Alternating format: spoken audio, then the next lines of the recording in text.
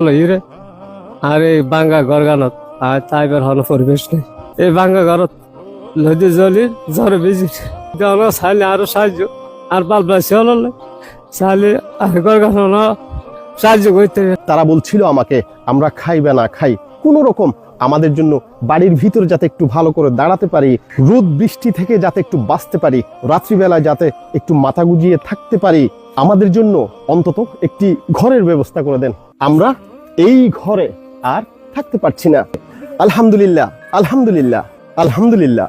আমি ভিডিওটি আমার এই রিপোর্টার কায়সার হামিদ ফেসবুক পেজে আপলোড দেওয়ার পরে 30শে মার্চ 2025, আজ 13ই মে 2025, 1 মাস 13 দিন। এই 1 মাস 13 দিনের মধ্যে নির্মাণ হয়ে গেল অসহায় নাজিমুদ্দিনের জন্য একটি পরিপূর্ণ সুন্দর ঘর। আজকে এই টিনের সেট ঘরটির শুভ উদ্বোধন হতে যাচ্ছে। আমাদের মাঝে উপস্থিত আছেন যার জন্য ঘর নির্মাণ হয়েছে, মোহাম্মদ নাজিমুদ্দিন। আমরা এখন ঘরটি শুভ উদ্বোধন করব। আলহামদুলিল্লাহ আলহামদুলিল্লাহ আলহামদুলিল্লাহ আলহামদুলিল্লাহ।